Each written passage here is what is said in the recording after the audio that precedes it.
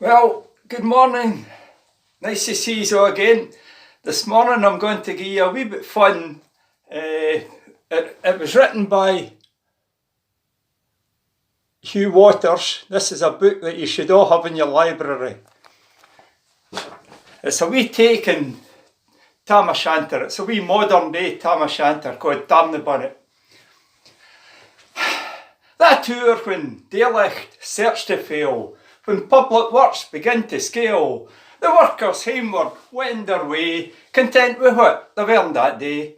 When shops draw blinds and douse the licht, their doors all padlock, snug and ticht. 'Tis then hell's gates are open wide, and drouthy mouths can fast inside, their horns and faces smirched with grease, the limbs fu decked in dungarees. They caw their run, they drink it straight. Let wife, let wains, let supper wait. Each day when weary toil was through, ye man was foremost in the queue. The sale of drink, they ne'er begun it, when through the door came Damn the Bunnet. But would you but stop to think how much you are a slave to drink? Time after time had you been warned, but sage advice ye sneered and scorned. You even had been kent to laugh when folk called you a drunken yaff. Let lesser men collect their stamps or mess about with wood and clamps. Let others garden, bull or fish, or patent paper if they wish, or even print photos in the lobby. Pubs and drinking was your hobby. At home your poor demented wife had tried to change your ways of life. With anguished heart and bended knees she'd cry, "Lay off afore you get DTs." Alas, poor wife, your wisest word is ta'en as being quite absurd, like seeds that sowed in rocks of weather, going in one ear and out the other. But to our tale, a Friday on the stroke of 5, Tam grabbed his pie and made a dive, and at the pub as I was first to cuff his cash and quench his thirst. There followed fast upon his heel a figure that he kent fu weel, with ferret face and middle shed, his pal and confidant, Wee Red. Wee Red, an expert at the shirking, had sworn an oath against ever working, an oath he'd kept fu staunch and true, 'twa decades he'd been known the brew. What's for fools was Red's avowance, as he blately drank the wain's allowance. And so this nicht van Red and Tam, together on the nichtly dram. The clock's bid on with warning tick, but Tam, he didn't care a hick. Wee Red was filling in his lugs, exciting tales o' racing dugs. They'd drink as lang as they were able, sin they would meet below the table. But though some hours we live sublime, nae man can ever harness time, and even though we try to duke it, tempest still will always fidget. And even though he lewd the stuff, Tam soon loosed, he'd had enough. Through all his veins the whisky veered, it slurred his speech, his sicht it bleared. The flare beneath him seemed to stoat like porridge boiling in a pot. But what was surely worst of all, where Red had stood, there now stood twa. On rubber legs he crashed the floor and crashed it through the swinging door. Outside the storm was at its height. It was a real Scotch summer's nicht. The wind it blew as if to tak the shirt and waistcoat off your back. The icy, cold, torrential rains were fast a-flowing, protesting drains. In the pub against the dyke, Tam fun his rusty, trusty bike, and soon was pedalling through mud and mire to hame and supper by the fire. Oh! See the bloody potholes. Let wind and water do its worst, Tam pedalled on and mildly cursed. The whisky warm within him glowed, he couldna gie a damn it snowed. Like athletes striving for a medal, Tam turned an unrelenting pedal. The bike flew out the ancient streets, past police on their night shift beats, past chippy shops with their greasy wares and couples winching on the stairs, past newsboys cutting fancy capers as they tried to flog the next day's papers. Ignoring all the passing sights, ignoring all the traffic lights, Tam sped his rubber-tired wheels as if all Nick was on his heels.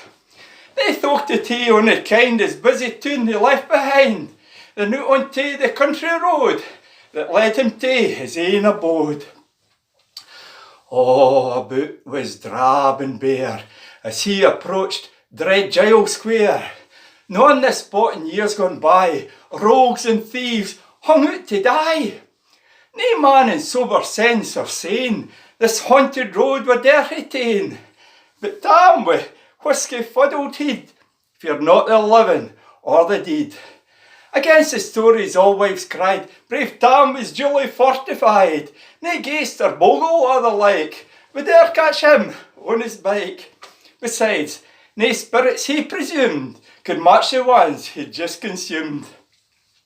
But as he pedalled through the night, the place around was bathed with light. Frae the thorny hedgy wind, there came a hellish heathen din. Wi' frick Peer Tam near drappit did, his hair it curled upon his head, his face unto a gnashing hue, for there before his very view, a sight as ne'er by mortal seen, he scarcely could believe his een. Now, just imagine if you can, an every dance conceived by man, but instead of lightsome dancers, they were leaping, loathsome prancers. Well, this Tam saw to his dismay, his courage quickly drained away, and there he stood and quaked with fear. Nae mortal gathering was here. Tam eyed the dancers one by one as down his spine the cold sweat ran. A bookie, who had run away, 6 favourites had won that day, was louping there without his trews, and on his feet were horses' shoes. A factor who did nae repair to only hoose within his care was being burrowed off his feet by a wife he'd thrown into the street. And over there, 'twa wheel-kent lugs who'd made a fortune doping dogs, with whipping paw and outsize hair was chasing this exhausted pair. Another yin was sleek at Sanny, a spoilt boy had slashed his granny. They hooched, they railed, they paddy barred, and peerless tays they came down hard, watched over by musical director, a one-time income tax inspector.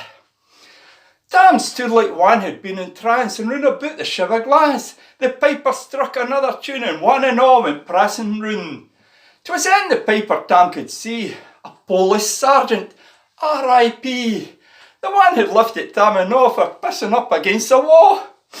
With muckle zest and frantic squeals, they danced their complicated reels, their legs and arms with vicious swipes cleft air and time into the pipes. They worked themselves to frantic state as faster grew the rate. Depravity stamped every face. This was the scum of the human race. Hoodlums, wasters, pimps and tramps, gangsters, mobsters, shysters, camps, rogues and thieves, and worse to tell, drunkards, just like Tam himself. The music suddenly crescended. Tam thought, the dancing must be ended, for all the mob cavorting there withdrew and left the centre bare, and where before had been elation, there came an air of expectation. The piper paused, one breath no more, then stirred it louder than before, and frae the throats of all and sundry, there came a murmur, rolling thundery. Out there trooped in legs like stilts 5 Jill bottles, dressed in kilts, and time to piper's furies tune they started bobbing up and down, like living things they prance about till all their corks come popping out, and precious whisky they can find was back to Mother Earth consigned. Peer Tam, before he never faced such flagrant, wanton, dire waste, his very soul he'd gladly chuck for what was spilling out of the muck. Before he could his thoughts repair, another dancer took the flare, and from the cheer from fearful faction, there surely was the star attraction.